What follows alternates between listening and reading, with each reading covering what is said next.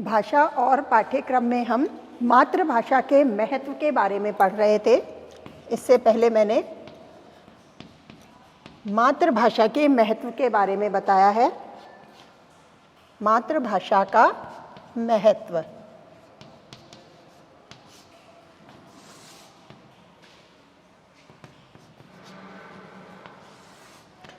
ये मैंने स्पष्ट कर दिया था कि जैसे कि मातृभाषा हम किसे कहते हैं। माता के मुख से निसृत जो भाषा है, या कहें कि माता या परिवार के किसी सदस्य के द्वारा, पारिवारिक परिवेश के द्वारा जो सहज रूप में, स्वाभाविक रूप से जो सीखी हुई भाषा होती है वह मातृभाषा होती है। और किस प्रकार से मातृभाषा बालक के संपूर्ण विकास के लिए आवश्यक होती है, इस दृष्टि से ही मातृभाषा का महत्व भी निर्धारित किया गया है। इसी क्रम में हमने कुछ पॉइंट्स पढ़ लिए थे मातृभाषा के महत्व के बारे में। ज्ञान प्राप्ति का भी किस प्रकार ये प्रमुख साधन है, उससे आगे हम पढ़ेंगे बालक के विकास का प्रमुख साधन। चौथा पॉइंट, 3 पॉइंट पढ़ लिए थे। बालक के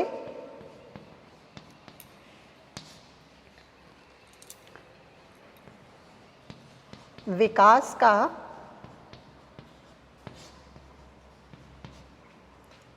प्रमुख साधन।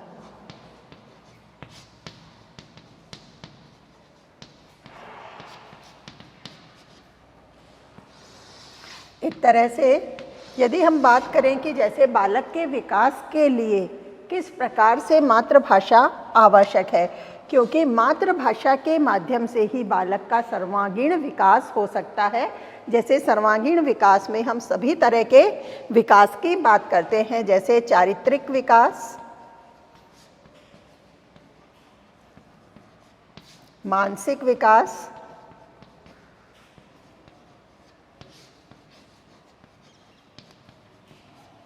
बौद्धिक विकास,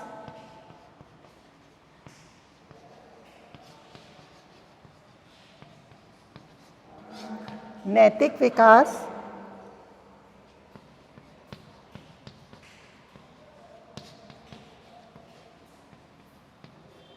आध्यात्मिक विकास,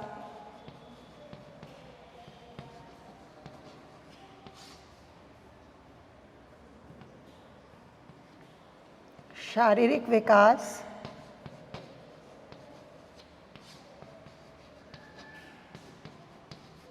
इस तरह से संपूर्ण रूप से सर्वांगीण विकास बालक का भाषा के माध्यम से संभव हो पाता है।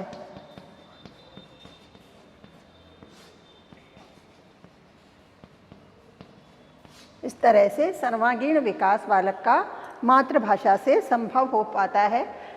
कहने से अर्थ जैसे नैतिकता की बातें हैं, वह भी जो प्रारंभ में बालक किस प्रकार से नैतिक आचरण या चरित्र का विकास करता है, किस प्रकार पारिवारिक परिवेश से प्रारंभिक रूप में किसी प्रकार की कहानियां हैं, कोई भी जो प्रेरणास्पद कहानियां हैं उनको सुनकर, या पारिवारिक परिवेश में रहते हुए परिवार के आचरण को देखकर कहीं भी किसी भी प्रकार से जिसे वो मातृभाषा के माध्यम से अनुकरण द्वारा सीख रहा है, क्योंकि मातृभाषा के माध्यम से ही वह सर्वप्रथम अपने विचार और भावों को व्यक्त करना सीखता है, दूसरों के विचारों को समझना सीखता है। तो उसी दृष्टि से उनसे मिलने वाली जो प्रेरणास्पद बातें हैं उनका भी एक अनुकरण वह शीघ्रता से मातृभाषा में ही कर पाता है। इसीलिए उसके नैतिक और चारित्रिक, कहें कि मानसिक विकास, बौद्धिक विकास सभी पूर्ण रूप से हो पाते हैं। इसी प्रकार से आध्यात्मिक और शारीरिक विकास भी मातृभाषा पर ही निर्भर करता है। इस तरह से हम ये कह सकते हैं कि जैसे बालक के विकास का प्रमुख साधन क्या है, मातृभाषा है, या कहें कि मातृभाषा के माध्यम से ही बालक का सर्वांगीण या संपूर्ण विकास हो सकता है। ठीक इसी तरह से जैसे अलग से शारीरिक विकास की बात करें, उसे हम अलग से और बता देते हैं कि किस प्रकार से जैसे बालक का जो शारीरिक विकास है उसमें भी मातृभाषा का विशेष योगदान होता है।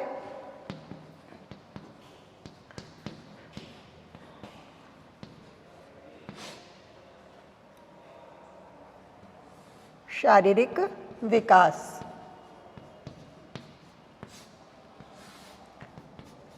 शारीरिक विकास भी जैसे शरीर का पूर्णतया से विकास होना। तो उसमें जैसे कहें कि मातृभाषा किस प्रकार सहायक होती है, मातृभाषा के माध्यम से ही वह अपने जैसे मन को, मस्तिष्क को, चित्त को प्रसन्न रख पाता है। कैसे प्रसन्न रखता है? अपने मन और चित्त में वह मातृभाषा के माध्यम से ही अपने घर परिवार के सुखद क्षणों का अनुभव करता है, अपने भाव और विचारों को व्यक्त कर पाता है, उसकी अपनी आवश्यकताएं हैं वो अपनी मातृभाषा के माध्यम से ही अभिव्यक्त कर उनकी पूर्ति कर पाता है।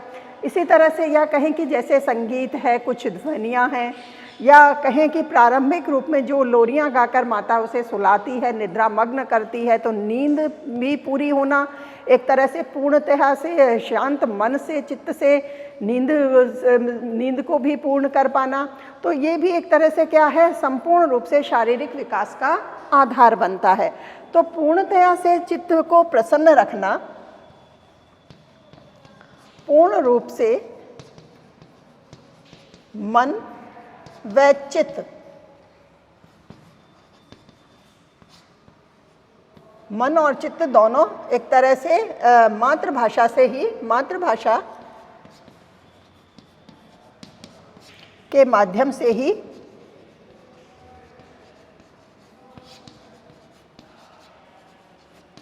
मातृभाषा के माध्यम से ही प्रसन्न रह पाते हैं, प्रसन्न होते हैं। और एक तरह से जो प्रसन्नता है, आनंद है, यह प्रसन्नता और आनंद संपूर्ण शारीरिक विकास का आधार भी होता है। तो इस प्रकार से हम ये कह सकते हैं कि जो मातृभाषा है यह शारीरिक विकास का भी मुख्य आधार होती है। तो इस तरह से मातृभाषा के लिए जो शारीरिक विकास है वह मातृभाषा के माध्यम से हो पाता है, इसलिए मातृभाषा के महत्व में हम शारीरिक विकास को भी रखते हैं। जैसे मैंने बताया भी था, मातृभाषा के महत्व में रायबर्न महोदय हैं जिन्होंने बताया है कि मातृभाषा एक उपकरण है, आनंद, प्रसन्नता और ज्ञान का एक स्रोत है, रुचियाँ और अनुभूतियाँ और निर्देशक भी है एक तरह से मातृभाषा। या कहें कि विधाता द्वारा जो सर्वोत्तम शक्ति मातृभाषा की मनुष्य को प्रदान की गई है, तो वह एक सर्वोत्तम शक्ति भी है जो आनंद और प्रसन्नता बालक को प्रदान करती है, और जिसके द्वारा एक तरह से कहें कि इस सर्वोत्तम शक्ति के प्रयोग के माध्यम से हम भगवान के निकटतम पहुंच सकते हैं। तो इस प्रकार शारीरिक विकास में मातृभाषा अपना पूर्ण योगदान निभाती है। इसी तरह से और भी विकास की जो हमने बात की थी, जैसे मानसिक और बौद्धिक विकास, मानसिक और बौद्धिक विकास,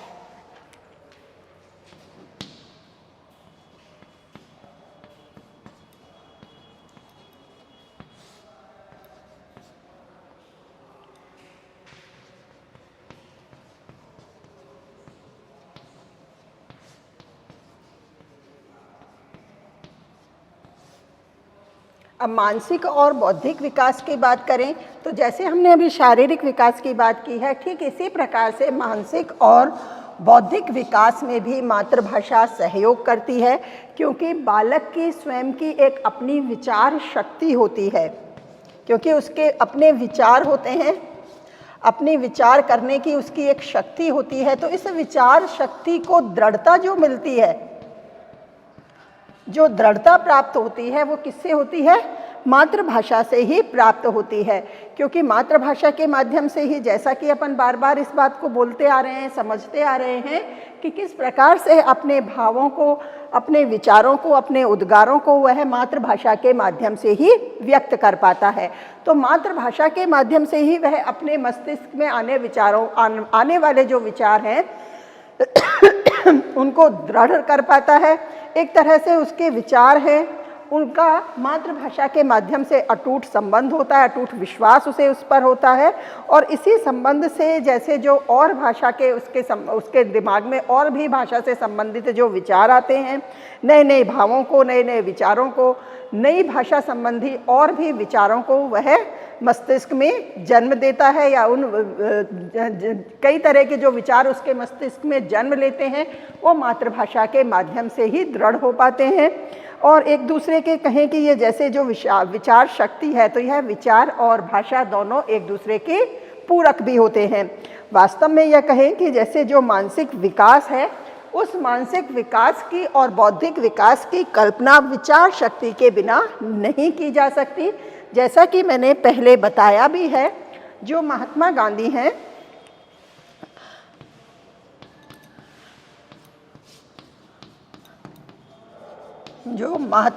हैं, इन्होंने अपने विचारों में मातृभाषा के महत्व को निर्धारित किया है।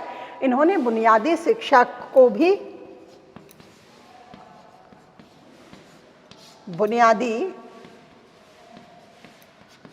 को भी प्रेरित किया है और यहाँ भी इन्होंने मातृभाषा के महत्व को स्पष्ट किया है। मातृभाषा का महत्व, अब इन्होंने मातृभाषा के महत्व को इस दृष्टि से बताया है कि जैसे शिशु के शारीरिक विकास के लिए, शिशु का जो शारीरिक विकास है, पहले भी मैं ये बता चुकी हूँ, जो शिशु का शारीरिक विकास है उसके लिए जिस प्रकार माता के दूध की आवश्यकता होती है, यानी माता के दूध के बिना शिशु का शारीरिक विकास पूर्ण रूप से जैसे नहीं हो पाता है, या कहें कि पूर्ण विकास में कहीं ना कहीं कोई बाधा रहती है, तो संपूर्ण विकास के लिए जिस प्रकार माता के दूध की आवश्यकता होती है, ठीक उसी प्रकार से उसके मानसिक और बौद्धिक विकास के लिए मातृभाषा की आवश्यकता होती है।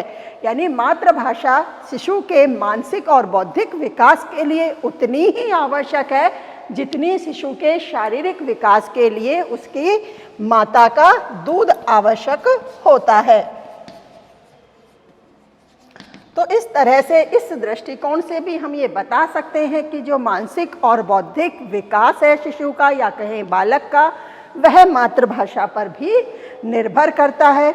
यह एक तरह से जो बालक है उसके पास जितना ज्ञान है या जितना ज्ञान उसने सीखा है, अगर उसका अपनी मातृभाषा पर अधिकार है तो जो उसके ज्ञान की शक्ति है, विचार शक्ति है, तर्क शक्ति है, उसकी अभिव्यक्ति है, उतनी ही और अधिक विकसित होगी। बालक मातृभाषा में अपने साहित्य का या और कहें और भी कई समस्त ज्ञान है उसे वह प्राप्त कर पाता है और अपनी विषयों को वह समझता है।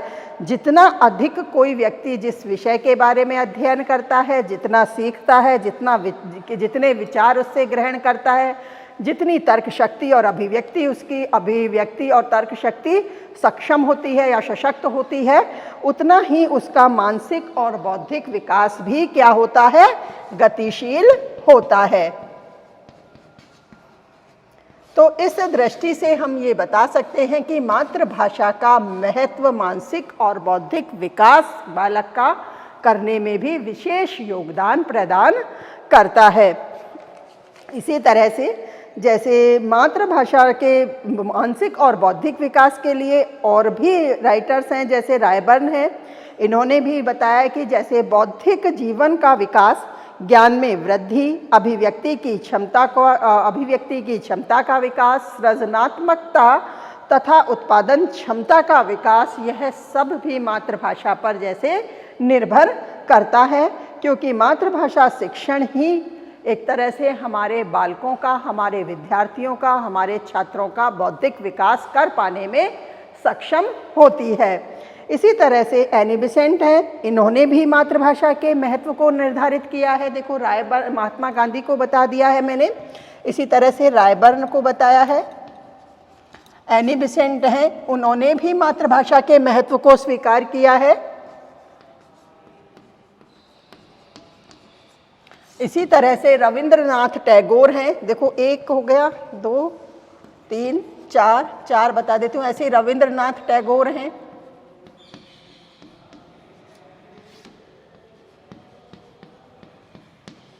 इन्होंने भी मानसिक और बौद्धिक विकास के लिए मातृभाषा के महत्व को स्वीकार किया है कि मातृभाषा के माध्यम से ही बालक का मानसिक और बौद्धिक विकास संभव हो पाता है। कि जैसे कि हम मातृभाषा में ही लिखी हुई पुस्तकें यदि उन्हें पढ़ाते हैं तो उनकी जो नई नई शब्दावली है, जैसे उनकी जो शब्दावली है, क्योंकि ये शब्दावली, क्योंकि प्रारंभिक उनकी जो शब्दावली है मातृभाषा में ही होती है, और जब उससे संबंधित हम उन्हें नई और पुस्तकें भी पढ़ने को देते हैं तो उनकी यह शब्दावली भी विकसित होती है। और जितना उनका शब्द भंडार विकसित होगा उतना ही उनका मानसिक और बौद्धिक विकास भी अधिक हो सकेगा। इस तरह से मानसिक और बौद्धिक विकास में मातृभाषा है वह अपना योगदान पूर्णतया से प्रदान करती है। इसी तरह से यदि अब हम सामाजिक विकास की बात करें तो सामाजिक विकास में भी मातृभाषा अपना विशेष योगदान देती है।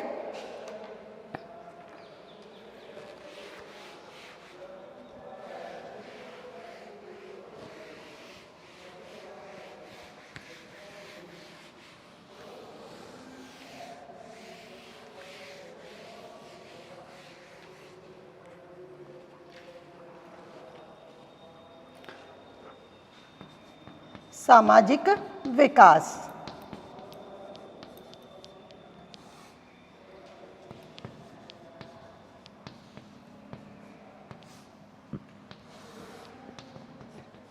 जैसे सामाजिक विकास की हम बात करें, सामाजिक से अर्थ समाज से संबंधित है।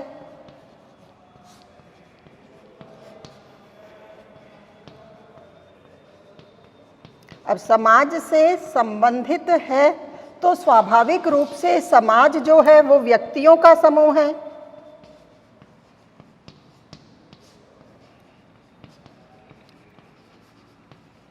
और व्यक्तियों का समूह अर्थात एक व्यक्ति दूसरे व्यक्ति से बंधा हुआ है, यानी उनमें आपस में या आपसी कोई ना कोई संबंध है। तो इस तरह का जो आपसी संबंध है वो किस पर निर्भर करता है? मातृभाषा पर निर्भर करता है, क्योंकि जो आपसी भावात्मक संबंध है, जो भावात्मक संबंध है, ये भावात्मक संबंध मातृभाषा के माध्यम से और दृढ़ होता है। व्यक्ति अपने समाज में रहते हैं, अपने परिवार के व्यक्ति हैं, तो एक दूसरे से मातृभाषा के माध्यम से सामाजिक रूप से भावात्मक संबंधों से वो जुड़े होते हैं, और उनके ये जो भावात्मक संबंध हैं और दृढ़ होते हैं मातृभाषा के माध्यम से। अपने भावात्मक संबंधों की एक तरह से भावात्मक संबंध हैं, उन्हीं संबंधों को निभाने के लिए वो अपनी मातृभाषा में ही अपने विचारों का आदान प्रदान करते हैं, अपना विचार विनिमय करते हैं। और इसी तरह से जैसे वो इस अपनी मातृभाषा के माध्यम से ही जब अपने विचारों का आदान प्रदान करते हैं, एक दूसरे से संबंधित होने के जो उनके दायित्व हैं, जो कर्तव्य हैं, उन्हें वो निभाते हैं, तो उसी क्रम में, विचार विनिमय के क्रम में, विचारों के आदान प्रदान में, इसी भाषा में, तो उनके जो भावात्मक संबंध हैं और दृढ़ होते हैं, और इन्हीं संबंधों के माध्यम से बालक का सामाजिक विकास है वह भी और अधिक हो पाता है। तो एक दृष्टि से हम ये बता सकते हैं कि मातृभाषा का जो महत्व है वो सामाजिक दृष्टि से भी कोई कम नहीं है, क्योंकि बालक के सामाजिक विकास में भी मातृभाषा उसी प्रकार से योगदान कर देती है जैसे कि बालक के शारीरिक, बौद्धिक और मानसिक विकास में देती है। इसी तरह से हम जो चारित्रिक और नैतिक विकास की बात कर रहे हैं तो उसमें भी मातृभाषा का विशेष महत्वपूर्ण योगदान है। जैसे पहले हमने एक बार संपूर्ण विकास की बात की थी, अब एक एक करके जो सारे विकास मैंने बताए हैं उनको हम पढ़ रहे हैं। अब है नैतिक व चारित्रिक विकास।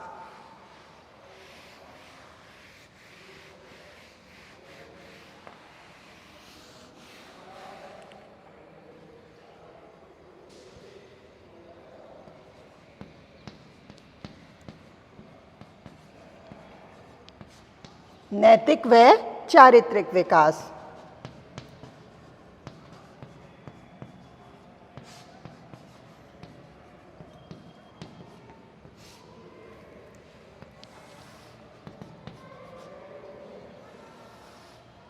देखो, नैतिक और चारित्रिक नैतिकता और चरित्र से संबंधित है, आचरण धर्म से संबंधित है, उसके गुणों से संबंधित है, किस प्रकार का उनका कैसा उनका व्यवहार है या सद्व्यवहार से संबंधित है। तो इस तरह के नैतिक और चारित्रिक विकास का मुख्य आधार क्या होता है? एक तरह से कहें पारिवारिक परिवेश हो सकता है, और पारिवारिक परिवेश के साथ साथ जैसे माताएं होती हैं, तो माता जो है बालक को किसी न किसी प्रकार की रोचक कहानियां सुनाती हैं।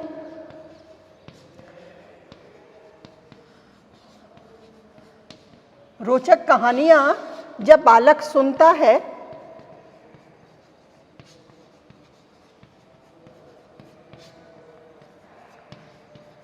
तो बालक इन कहानियों से जो भी प्रेरणा,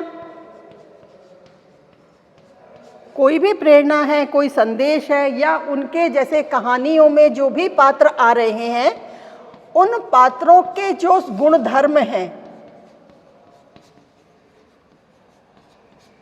उन गुण धर्मों को स्वीकारना चाहेगा बालक। उन्हें सुनेगा तो उन्हीं गुण धर्मों का पालन करना चाहेगा।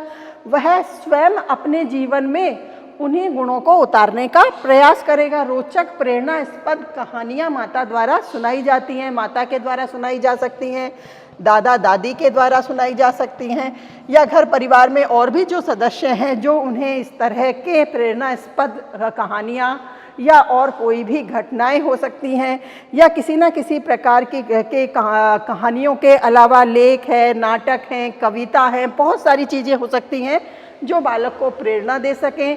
उनके गुण धर्मों को देखकर या उनसे संबंधित जो उनके चारित्रिक गुण हैं उनके अनुसार बालक अपने आप को ढाल सके। तो इस तरह के कई सारे लेख हो सकते हैं, कहानी, कविता, नाटक, तो कई सारी चीज़ें हैं जिनके माध्यम से बालक प्रेरणा प्राप्त करता है और अपना नैतिक और चारित्रिक विकास करने में सक्षम होता है। तो इस दृष्टि से क्योंकि वह मातृभाषा में ही अपने पारिवारिक वातावरण में, पारिवारिक परिवेश में, मातृभाषा में ही इन कहानियों को, इन कविताओं को, इनको सबको वह सुनता है, क्योंकि मातृभाषा में ही उसकी अभिव्यक्ति और विचारों को समझने की क्षमता है वो ज़्यादा सशक्त होती है। और इसी दृष्टि से मातृभाषा बालक के नैतिक और चारित्रिक विकास का कार्य कर पाने में अधिक रूप से सक्षम होती है। इसीलिए हम ये कह सकते हैं कि जैसे बालक है उसका नैतिक और चारित्रिक विकास मातृभाषा के माध्यम से होता है, क्योंकि बालक है, मातृभाषा का साहित्य है, विभिन्न प्रकार के लेख, कहानी, नाटक, कविता, इन सबको पढ़कर, देखकर, इनसे संबंधित विभिन्न प्रकार के जो नैतिक और चारित्रिक गुण हैं उन्हें देखता है, समझता है और स्वयं ग्रहण करके अपने जीवन में उन्हें अपनाने का वह प्रयास करता है। इस तरह के सभी गुणों को वो अपनाने का प्रयास करता है, जिससे नैतिक और चारित्रिक विकास बालक का होना संभव हो पाता है। इस दृष्टि से मातृभाषा के माध्यम से बालक का नैतिक और चारित्रिक विकास होता है। इसी तरह से आगे जैसे हम कहें सांस्कृतिक विकास, तो सांस्कृतिक विकास भी बालक का मातृभाषा पर निर्भर करता है। देखो, जैसे हम बात करें सांस्कृतिक विकास, सभी तरह के विकास बता रही हूँ मैं एक एक करके।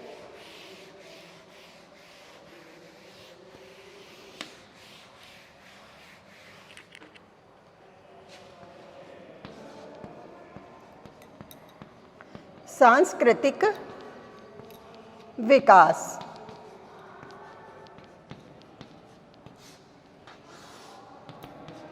जैसे सांस्कृतिक विकास की हम बात करें कि तो सांस्कृतिक से अर्थ संस्कृति से संबंधित है।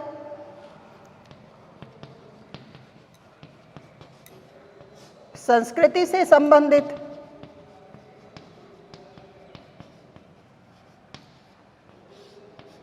अब संस्कृति से संबंधित है तो संस्कृति किससे संबंधित होती है? हमारे घर परिवार से, हमारे समाज से, हमारे पारिवारिक परिवेश से। किस प्रकार के हमारे रहने का ढंग है, किस तरह के हमारे रहने वाले साथ रहने वाले व्यक्तियों के किस प्रकार के विचार हैं, किस प्रकार का दृष्टिकोण है, ये सभी बातें कैसे आदर्श हैं, क्या रीतियां हैं, क्या व्यवहार है, संपूर्ण कार्य किससे संबंधित होता है? ये संस्कृति से संबंधित होता है। और इसी संस्कृति को बालक किससे अधिक ग्रहण कर पाता है? मातृभाषा से, क्योंकि मातृभाषा के माध्यम से ही, जैसा कि अपन अब तक पढ़ते आ रहे हैं, बालक का अभिव्यक्ति स्तर कहें तो, या एक तरह से कहें उसके विचार व्यक्त करने की प्रक्रिया भी किससे हो पाती है सक्षम? मातृभाषा के माध्यम से ही होती है। इसलिए सांस्कृतिक विकास है बालक का, ये भी मातृभाषा से ही संबंधित होता है। एक तरह से ये कहें कि जैसे जो साहित्य है, हम ये कहते भी हैं, आचार्य रामचंद्र शुक्ल हैं, उन्होंने भी इस बात को स्पष्ट किया है। रामचंद्र शुक्ल हैं, चंद्र शुक्ल, जिन्होंने हिंदी साहित्य का इतिहास भी लिखा है। 1929 में हिंदी साहित्य के इतिहास नाम की पुस्तक भी इनकी प्रकाशित हुई थी। काल विभाजन भी हिंदी साहित्य का इनके द्वारा ही किया गया है। तो हिंदी साहित्य में एक उल्लेखनीय योगदान हम रामचंद्र शुक्ल का मानते हैं। इनके द्वारा कई प्रकार के, जैसे हिंदी साहित्य को कई देन इनकी हैं। तो इन्होंने, जो रामचंद्र शुक्ल हैं, इन्होंने भी बताया है कि जैसे जो साहित्य है, साहित्य क्या है? समाज का दर्पण होता है।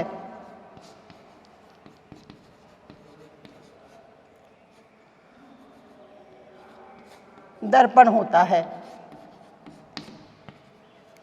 तो इस तरह से जब साहित्य समाज का दर्पण होता है, तो किस प्रकार से साहित्य के माध्यम से सामाजिक संस्कृति है वह बालकों तक आ पाती है। तो बालक किस तरह से व्यक्तियों के जो विचार हैं, जो व्यवहार हैं, वो अपने समाज के व्यक्तियों के विचार और व्यवहारों से परिचित होते हैं।